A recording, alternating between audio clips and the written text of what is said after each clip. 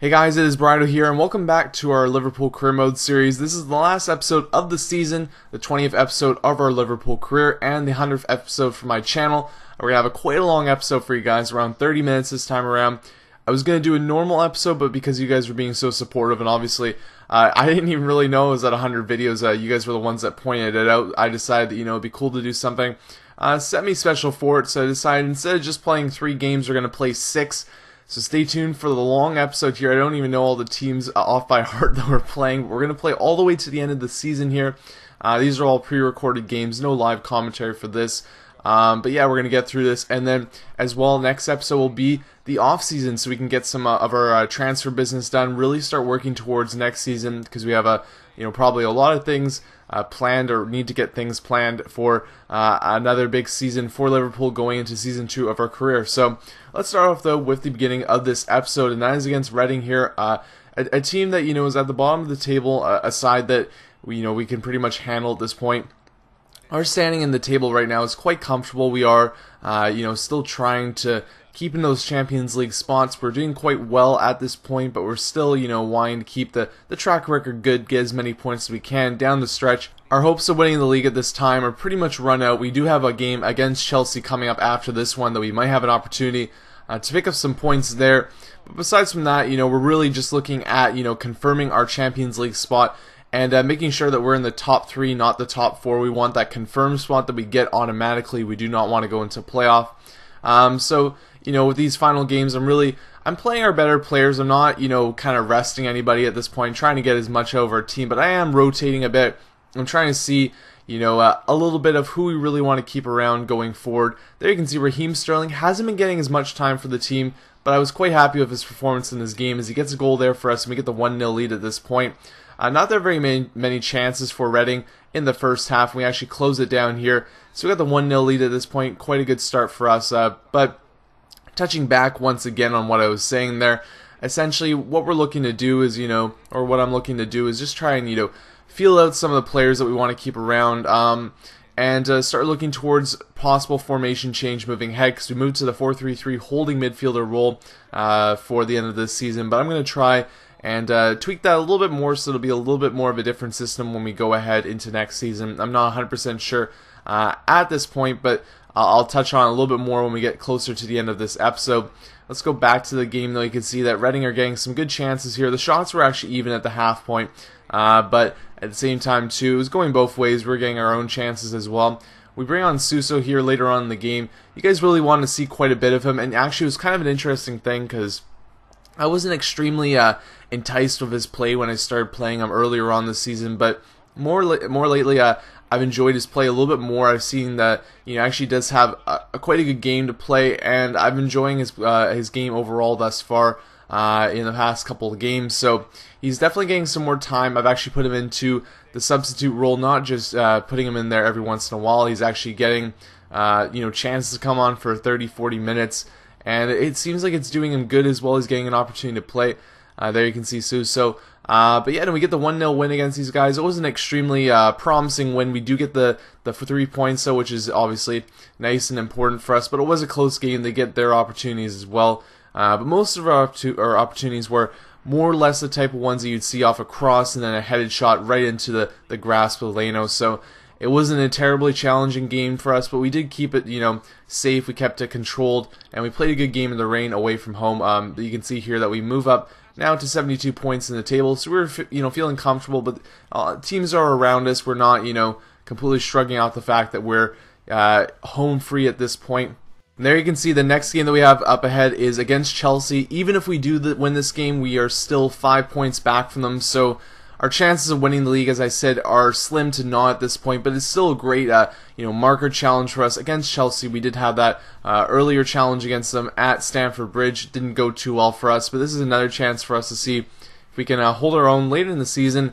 And, obviously, like I said, we're still fighting for those points, fighting to stay in the top Champions League spot. So picking up as many points as we can from each matchup is extremely important. So going into this one as well. What I did in the Reading game is I tried to play, even though we gave up a little bit more of the possession than we're normally used to, I tried to play a little bit more of a possession in my own half, and when it came to them coming up the field, I also tried to really limit their opportunities and make it so that we were playing a little bit more of a defensive game.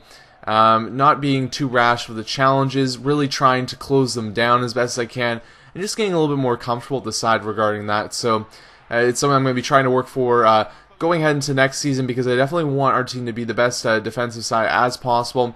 I want to really shore up our back end, because I feel like, going into more challenging matchups potentially at the Champions League, we need to be prepared and ready for those challenges and prepared to not give up those chances, because when we've been playing teams that have been top 4 in the table and stuff, we've had the challenges of really seeing them come in, have these great chances where they can take long range shots, they can take these great opportunities, and suspect to actually put them in. When we play a lower side, we don't expect them to have that great of a game.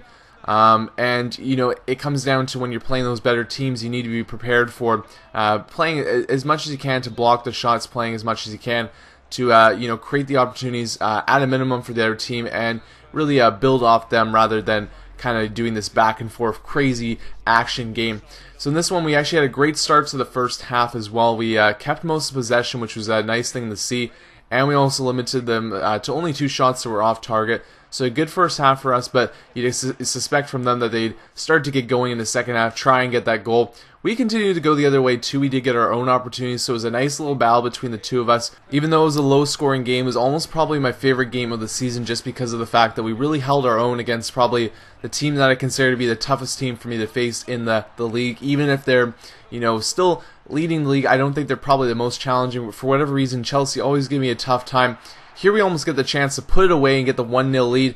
Martin Skirl is not able to put that one away as it goes off the post and out of play. We get another chance here that just goes wide as well. So in the late minutes of this game, we really get our own opportunities, trying to get one to go. And Petr Cech is on the spot to make most of the saves that are needed. And also we just had a little bit of luck going against us there, where we weren't able to put that one away off the rebound. And here gets the last chance probably for Chelsea to make anything happen in this game. The 88th minute, they get an opportunity to put one in here. And this one is a beauty of an opportunity, but it just goes wide once again. So both sides getting the chances, probably both deserved a goal. But in the end, this one will finish 0-0. And like I said, a great game, even though it was scoreless. I really enjoyed this one and could potentially even consider it to be the best game that I had this season, just because of the fact that we really held our own against such a powerful team in the league. Here you can see the match ratings for the game, where most of our players had quite a good outing.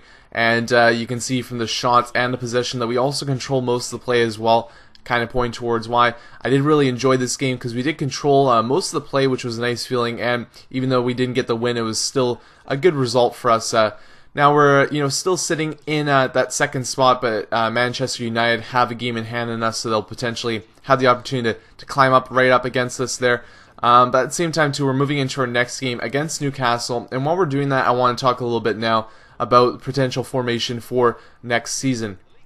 I've mulled this over quite a bit, but I've come to the decision what I think will probably be the best for us. And this isn't necessarily what's going to happen for sure, but this is just, an idea that I really think could work for our team. And, when we move forward into next season, we can tinker and work with it from there. What I've decided that probably I'm going to go with for next season, we're going to go for that 4-2-3-1 that I've talked a little bit about in the past, but I'm going to be editing it a bit, not to be the actual formation in the game, but we're going to be a little bit more of a different formation, a custom formation. One of you guys talked about custom formations in the last episode, how you can change people's intensity and whatnot. I actually, used to do that for FIFA 12. I haven't done it for FIFA 13 just because I've just been keeping it to playing most of the games. Haven't really gone to massive customization for our team, but that's one of the things that I want to do moving forward. And with that said, the 4-2-3-1 that I want to roll with is I want to have, obviously, our back four as is, then 2 defensive midfielders, so 2 holding midfielders. Some of you might consider that to be a little bit overboard, but I'm not going to be playing a defensive game per se, but I want to have that extra protection at the back. And I really do think that if we bring in the right defensive midfielders, those right holding midfielders, they can play a great role for us in that role.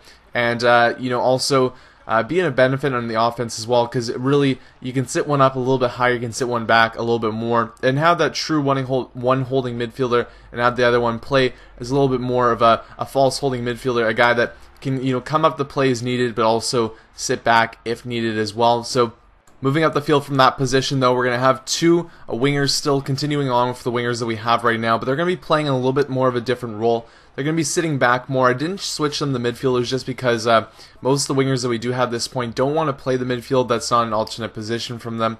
And I don't want to get into that weird position where we're playing people in the wrong spots. We're bringing in people that are in those right spots and we're not liking it. And it could get really messy with that. And I think that we just bring those wingers back as far as we can, because you can do that in the custom formation, that they really are sitting quite far back. That will play a good role for us. So we have quite a few players that can play the wing roles. We can still bring in more players that can do that, and they can sit back a bit more. So in a way, we'll have kind of like four midfielders, two defensive midfielders that are sitting back more than a center midfielder might, but also two wingers that are sitting a little bit more forward than left mid or right mid might do at the same time. My thinking on that is I'll bring a good balance to the team. We will still have quite a strong defensive game. We'll have players that have the offensive talent, and also players that can come up the field if we need them to.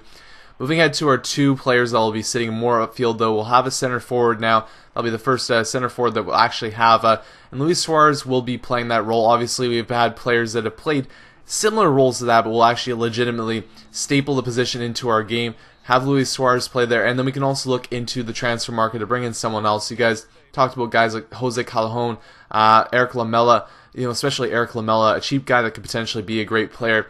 We can look into bringing them in, and even if you guys have someone else in mind, I can take a look at them as well. And I think bringing in one of those guys would be a really good thing, because we can use them in that role if we need to, if a backup situation is needed for Suarez. But also at the same time, too, they're usually able to play the wings, and they can play that good balance for us with Robert Lewandowski playing up front. So in ways you could say our formation is a little bit unique. You could say that we potentially have a 4-2-3-1 formation.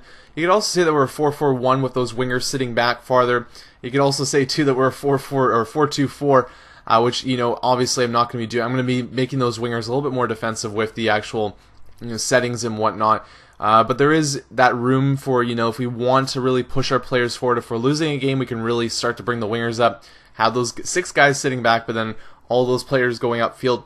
For winning a game, we can really change them to be more of a defensive side, and just have it as a 4-4-1, and then just going out the gate, we can have it as a 4-2-3-1 type of scenario. So there's opportunities there to play around with that.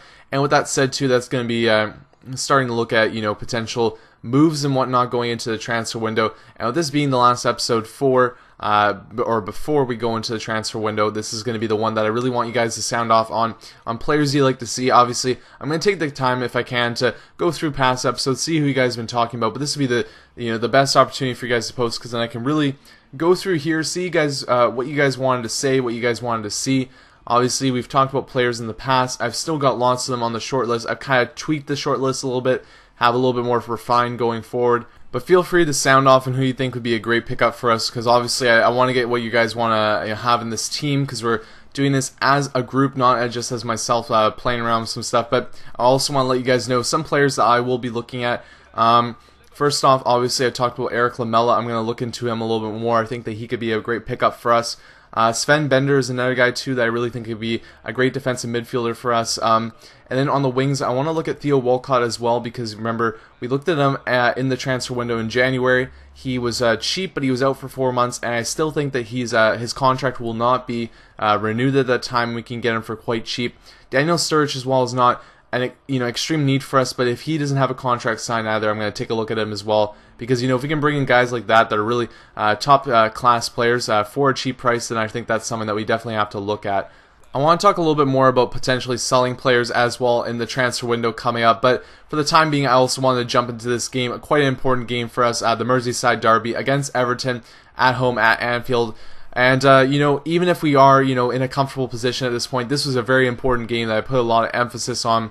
Tried to put the best lineup out there for us. We didn't have the best start to the game. We were playing quite well, but we did give up that opportunity there. The header for Naismith, he put that one away. And they get the 1-0 lead early on in this game. So, like I said, not the best start. We try and get our opportunities. There's a real hopeful shot from Suarez there, trying to get something to go. That one isn't able to make anything happen though. And the first half ends with Everton still having the 1-0 lead, as Delafeu had a great opportunity, tried to finesse that one into the net, but wasn't able to do so. So the first half ends though with Everton in the lead, a 1-0 lead for them. The possession was quite even, the shots were quite even, but we still decided that going into the second half we needed to have a little bit more power up front. We bring in Robert Lewandowski, hoping that he can make an impact down the middle for us. Early on though, there's an opportunity here at the 49th minute for Everton to take a shot. It actually goes off the side of the post, but nothing that they really had that great of a chance on there. In the 52nd minute, though, we get our own opportunity here. A bit of a crazy one as Suarez puts that one right past Tim Howard. A great goal from him.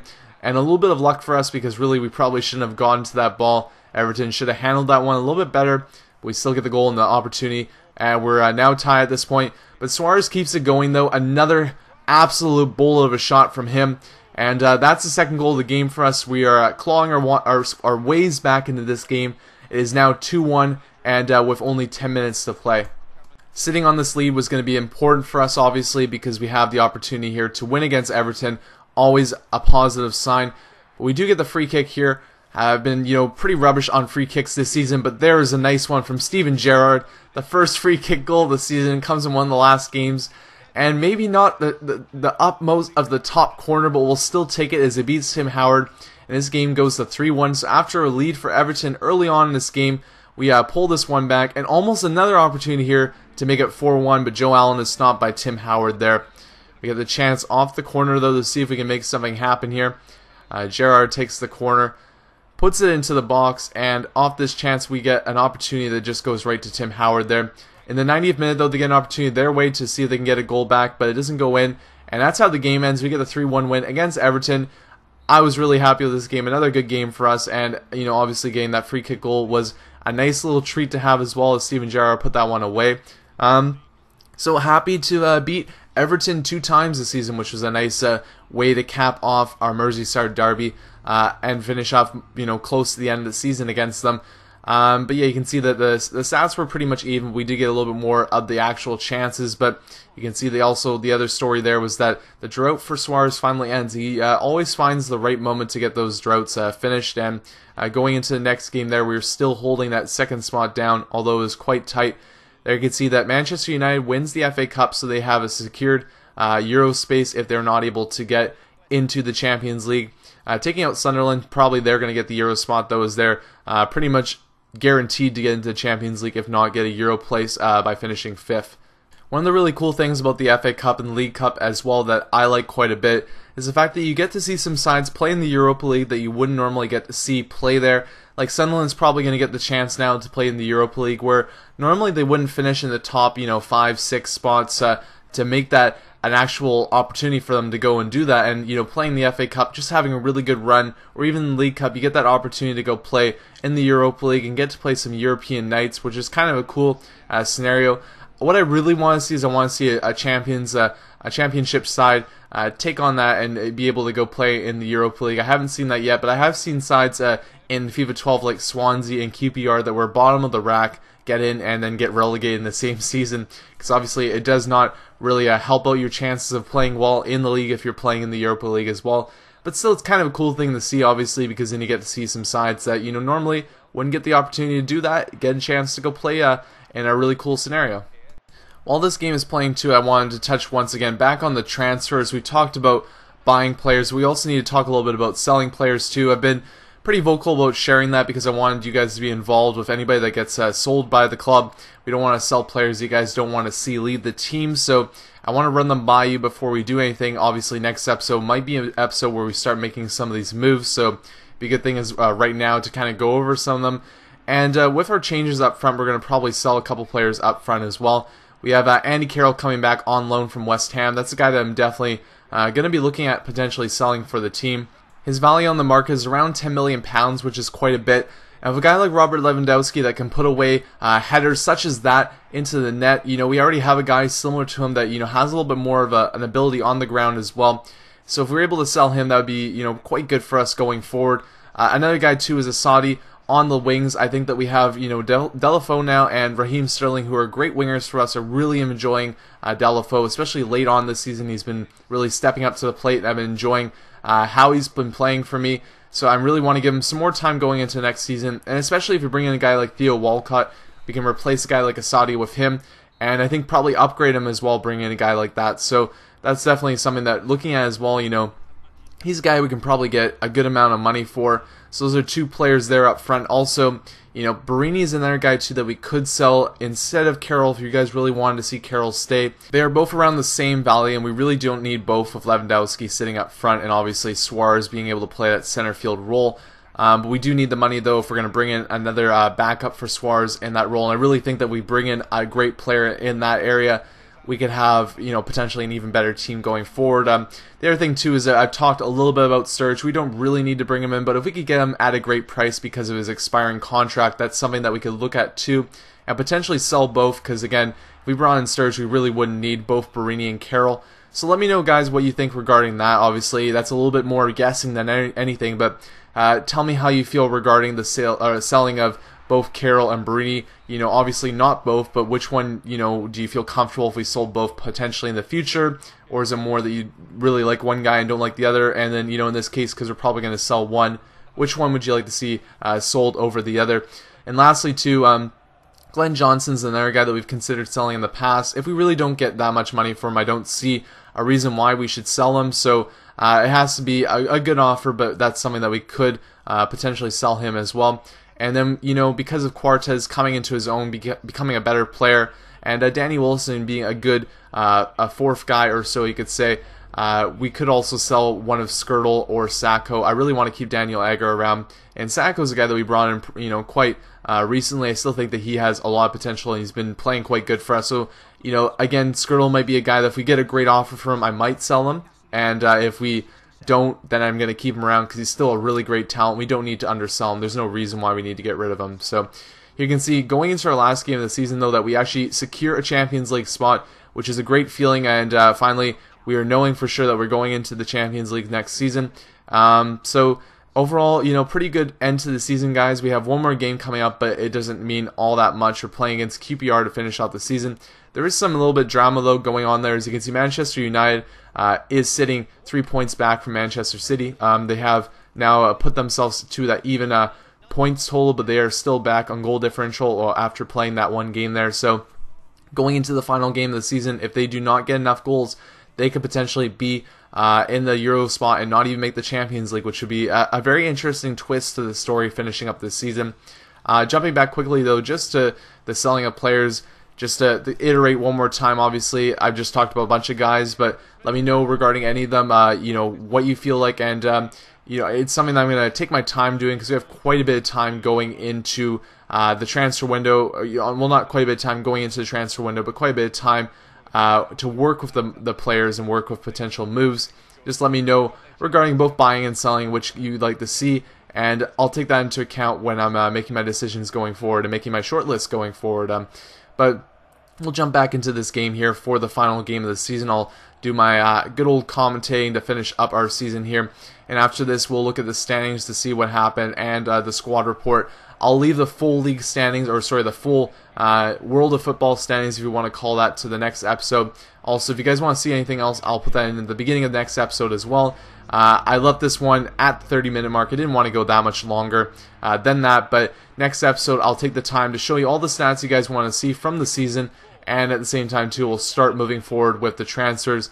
Another thing as well is, do you guys want to see me play the preseason games for next season, or do you just want to see them simmed once again? Let me know regarding that too.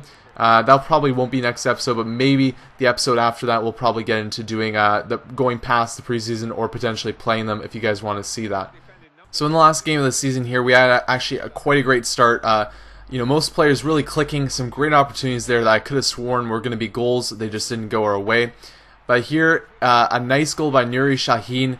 He is saying his goodbyes to Liverpool. He's going back to Real Madrid after this game. So a little bit of a sad one there. And, we could potentially bring him back, but I've decided that I think it's best if he just goes. And the reason for this is because his value is just absolutely skyrocketed. He's now an amazing player, obviously, but he's a center mid. He can play an attacking mid role or a defensive mid role as well, but I mean, I think that we don't need to spend that much money to bring him in. He's done a great job for us this season. He's been extremely serviceable, and I've really enjoyed his play. But, I'm going to let him enjoy his time in Spain, and we can look towards making new decisions going forward into next season. So in the first half there, we got the 1-0 lead. You can see that from the stats there, if you pause the video, that there's quite a bit going on. And the one interesting note that you guys got to take in there is that the fact that Arsenal is actually losing to Newcastle United at the halftime point there. And, Manchester City and Manchester United are bulldozing their opposition. So with that said, if Arsenal isn't able to get a point out of that game, they will actually drop out of the Euro spots, or out of the Champions League spots, and go into the Europa League spot, which would be a bit of a blow for them because they've been doing great all season. So you can see that the stats were in our favor for this game. We had a great start to the game, but late on here in the 70th minute or so, Jamie Mackey puts away the goal for QPR, and Leno clotheslines Djibril Cissé there, which was a little bit of a funny thing as well. So the game is now tied at this point in the 80th minute, and a little bit of a comical play here falls right to Granero. They get the late goal from this one, and unfortunately for us, we had the great lead, we had the great game, we really were dominating this one, and to be honest, we had most of the chances too, we just weren't able to put them away. Late on, we get a couple more opportunities for ourselves, but this one will end, and it'll be QPR's win. They'll take the solitary victory at the end of the season where they finish mid-table. We, though, at the end of this one, still finish in the Champions League spots. A good finish to the season, even though we did lose this game. We had a great season, guys. I hope you enjoyed this season. A lot of action, a lot of games, a lot of videos, and a lot more to come, as well as we'll continue to go into Season 2 and the seasons on beyond that. Nuri Sahin playing his last game for Liverpool, as I noted there. And you can see the match facts from the game. But you can see from the final scores here, too, that Newcastle United did beat Arsenal, and Manchester City and Manchester United bulldozed their opposition, or not really Manchester United. They only got one goal against West Brom, but still, that's good enough for both of them to go to the Champions League, and Arsenal to be moved down to the Europa League. Also, after all those terrible injury emails that we got earlier on this season, we get a lovely one right there saying that we got around £11 million to spend in the offseason, which is a great sum to work with, but we'll also be able to get some more from those potential transfers as well. And there's the standings to end the season. You guys can see that Chelsea win the league by quite a bit, quite handsomely. We actually just above all those teams there, 79 points above 78. Could have been actually in the Europa League spot, but we were able to make it in. Obviously, going into the last game, we would have probably put a little bit more emphasis on it if something was on the line, but we were able to just stroll through that one there. And Arsenal getting knocked out in the last game after being in a Champions League spot for pretty much all the season. A little bit devastating for them. But that's the end of this episode, guys. I'll leave you with the squad report, though, the full squad report, so you guys can see what happened. Please leave comments regarding all the questions I did ask in this video regarding buying players, selling players, preseason, lots of questions, and I really appreciate all the feedback because I really want this series to be as much about you guys as about me playing the games. Also, thanks guys so much for all the support regarding this series and my other series that I do on the channel. It's been great that you guys have been amazing. I really can't believe that you guys enjoy this series and my other series so much. It's really awesome that you guys have given me the support to do all this stuff, and also the fact that this is the 100th episode is kind of crazy as well, that we've already put that many up, and there's probably going to be hundreds and hundreds of more to come in the future, including probably 100 or so more Liverpool videos to come as well. Thanks guys for watching this episode, and stay tuned for Season 2 coming up in the near future. Cheers.